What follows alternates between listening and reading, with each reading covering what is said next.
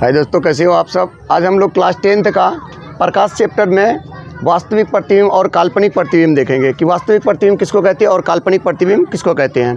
प्रतिबिंब दो तरह का होता है, एक वास्तविक और एक काल्पनिक होता है। वास्तविक प्रतिबिंब जो बनता है किरणों के कटने से बनता है और काल्पनिक प्रतिबिंब जो बनता है किरणों का कटता हुआ प्रतीत होने से बनता है।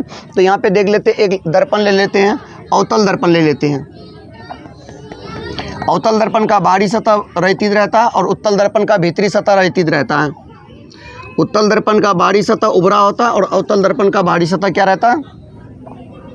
अवतल दर्पण का बाहरी सतह धंसा होता है, उत्तल दर्पण का बाहरी सतह उभरा रहता है। मतलब परावर्तक सतह अवतल का क्या रहता है, परावर्तक सतह धंसा और उत्तल का परावर्तक सतह उभरा रहता है।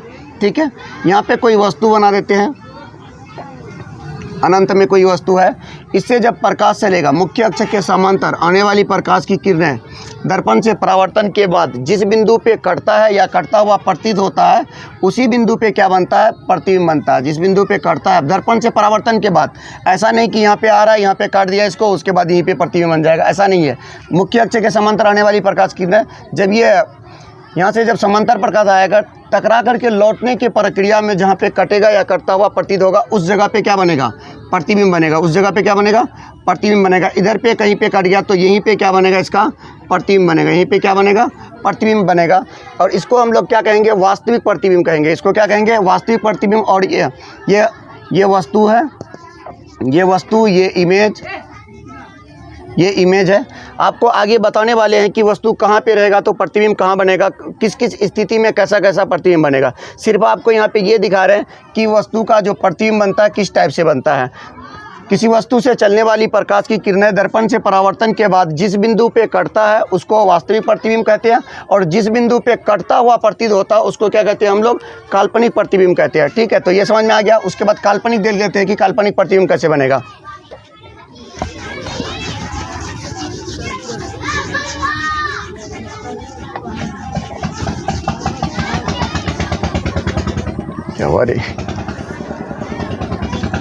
अब यहीं पे अवतल दर्पण ही ले लेते हैं, अवतल दर्पण ले लेते हैं। इसका बाहरी सतह क्या कर दो, रहित कर दो। अब यहाँ पे काल्पनिक प्रतिबिंब बनाते हैं।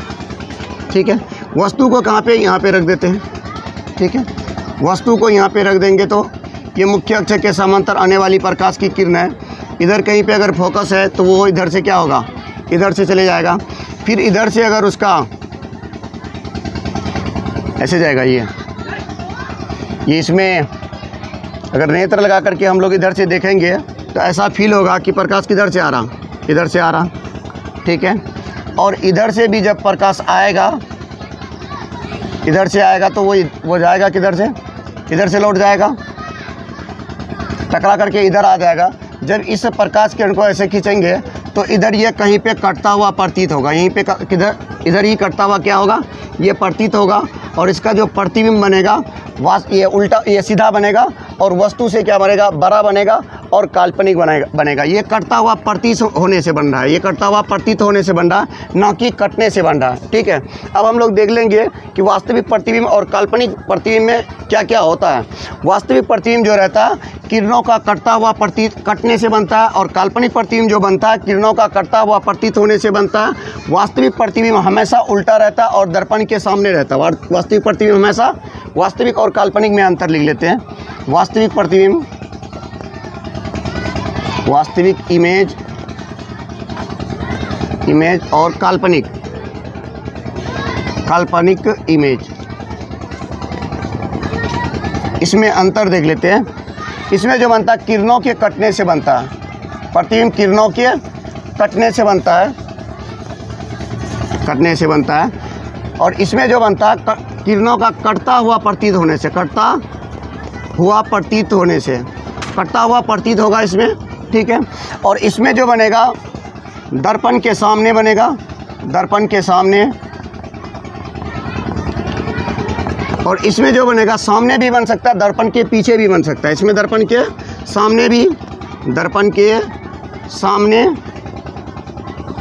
सामने और पीछे दोनों जगह पे बन सकता है। ठीक है, और वास्तविक प्रतिबिंब जो होता है, वास्तविक प्रतिबिंब हमेशा उल्टा बनता है। हमेशा कैसा बनता है? हमेशा उल्टा बनता है। काल्पनिक प्रतिबिंब हमेशा सीधा बनता है, हमेशा सीधा बनता है, हमेशा सीधा बनता है। वास्तविक प्रतिबिंब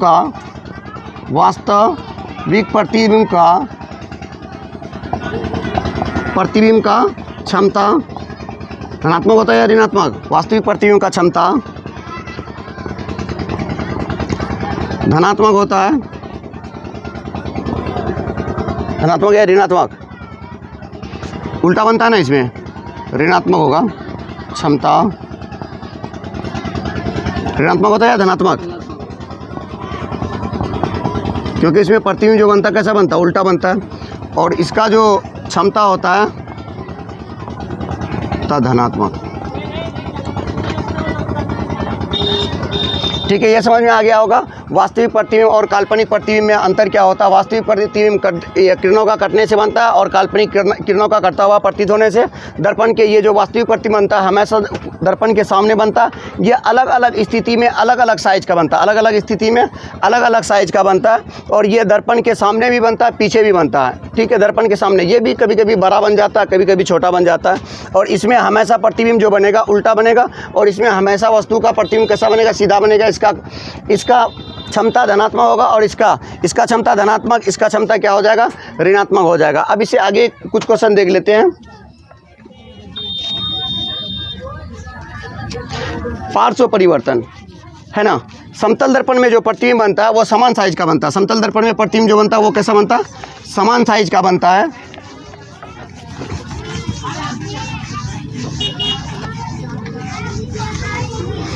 पार्श्व परिवर्तन किसे कहते हैं? पार्श्व परिवर्तन में दाहिने हाथ उठाने पर बाएं हाथ नज़र आता है और बाएं हाथ उठाने पर दाएं हाथ नज़र आता है। जैसे आप लोग पार्श्व परिवर्तन में इसमें देखे होंगे, एम्बुलेंस में देखे होंगे, एम्बुलेंस कैसा लिखा रहता है?